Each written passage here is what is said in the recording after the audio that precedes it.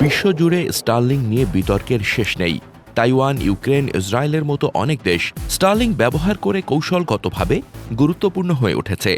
আর তাই স্টারলিং কেবল satellite internet connection নয়, starling মানে ক্ষমতা, স্টারলিং মানে ভূরাজনৈতিক কৌশল, এমনকি অনেক জায়গায় স্টারলিং যুদ্ধের অস্ত্র। ইউক্রেন, ইসরায়েল ও ভারতের মতো বহু জায়গায় স্টারলিং ব্যবহার করে এক পক্ষ আরেক পক্ষের ওপর আধিপত্য বিস্তার করছে, এমন বহু উদাহরণ রয়েছে। বাংলাদেশের প্রতিবেশী ভারতের সেভেন সিস্টার্সে বিদ্রোহী গোষ্ঠীগুলো স্টারলিং ব্যবহার করে ভারতীয় সেনাবাহিনীকে নাস্তানাবুদ করেছে।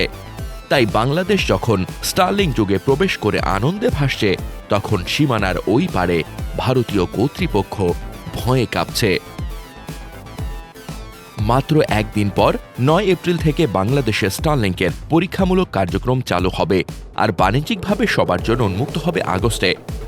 স্যাটেলাইট ভিত্তিক হওয়ায় স্টারলিংকের মাধ্যমে দেশের প্রত্যন্ত এলাকাতেও পাওয়া যাবে অবিরাম হাই স্পিড ইন্টারনেট। বাংলাদেশ হয়ে উঠবে দক্ষিণ এশিয়ার কানেক্টিভিটি হাব। নতুন বিনিয়োগ ও উদ্যোগ তৈরি হবে, কর্মসংস্থান বাড়বে অর্থনৈতিক প্রবৃদ্ধিও। তবে স্টারলিংকের যে বৈশিষ্ট্যটি এখন পর্যন্ত খুব কমই আলোচিত হচ্ছে, তা হল স্টারলিং শুধুমাত্র হাই স্পিড ইন্টারনেট নয়, এটি এখন বিশ্ব রাজনীতিরও বড় হাতিয়ার। যেমন ইউক্রেন, রাশিয়ার আগ্রাসনের সময় ইউক্রেন সেনাবাহিনীর মধ্যে যোগাযোগ অব্যাহত রাখার মাধ্যম স্টারলিং। যুদ্ধক্ষেত্রে এটি তাদের কৌশলগত অস্ত্র, তাই শক্তিতে অনেক দুর্বল হয়েও রাশিয়ার মতো পরাক্রমশালী দেশকে ৩.৫ বছর ধরে ঠেকিয়ে রেখেছে। ইসরায়েলও স্টারলিং ব্যবহার করেছে। বিশেষ সংঘাতে স্টারলিংকের মাধ্যমেই কৌশলগত সাফল্য লাভ করে তারা।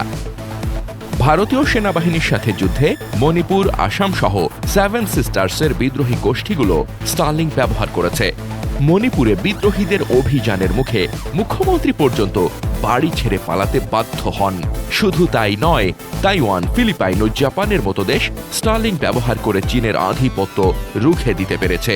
বিশেষ করে চীন সাগরে নজরদারি ও সম্ভাব্য হামলার মোকাবেলায় দ্রুত প্রস্তুতিতে স্টারলিংকের অসামান্য ভূমিকা রয়েছে।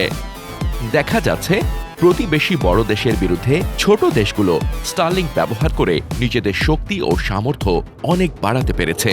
তাই স্টারলিং শুধু একটি প্রযুক্তি নয়, এটি যুদ্ধ ও কূটনীতির গোপন খেলোয়াড়, যা অনেক দেশের ঘুম হারাম করে দিয়েছে। ঘুম হারামের তালিকায় সবার আগে রয়েছে ভারতের নাম।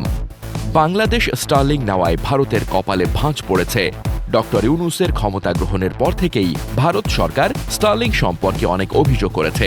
সবচেয়ে বড় অভিযোগ, যাদের হাতে স্টারলিং রয়েছে তাদের সাথে ভারতীয় সেনাবাহিনী পেরে উঠছে না।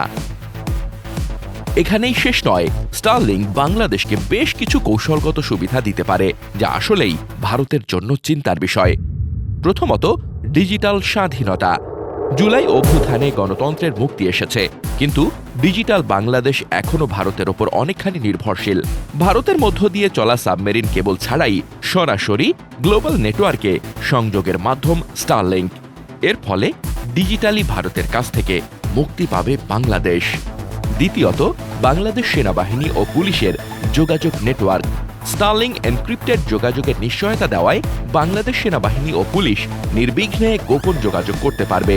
এর ফলে দেশের ভেতরে থাকা অপরাধী ধরাও সহজ হবে। অন্যদিকে বিদেশি শক্তির হাত থেকে দেশের তথ্য থাকবে নিরাপদ। তৃতীয়ত, বিচ্ছিন্ন চর, পাহাড়ি এলাকা, দ্বীপ, গহীন অরণ্য বা সাগর সবখানেই হাই স্পিড ইন্টারনেট পৌঁছে যাবে। বন্যা, ঘূর্ণিঝড়, ভূমিকম্পে যোগাযোগ ব্যবস্থা কখনো ভেঙে পড়বে না। হাই স্পিড ইন্টারনেটের সুপার পাওয়ার হিসেবে দেশের ভেতরে গড়ে উঠতে পারে নতুন সিলিকন ভ্যালি। একই সাথে নেপাল, ভুটান, মিয়ানমার, এমনকি ভারতের সেভেন সিস্টার্সেও ইন্টারনেট সেবা দিতে পারে বাংলাদেশ। বাংলাদেশ ছোট একটি দেশ, কিন্তু 18 কোটি মানুষের স্বপ্ন অনেক বড়। দেশি বিদেশি শক্তি যারাই বাংলাদেশকে এতদিন পিছিয়ে রেখেছিল, তাদেরকে টেক্কা দিয়ে এগিয়ে যাওয়ার এখনই সময়। স্টারলিংকের মাধ্যমে, হাই স্পিড ইন্টারনেটের মাধ্যমে অর্থনৈতিক উন্নয়নের পাশাপাশি ভূরাজনৈতিক ও কৌশলগত খেলায় দক্ষিণ এশিয়ার নেতৃত্ব দিতে বাংলাদেশ আজ প্রস্তুত।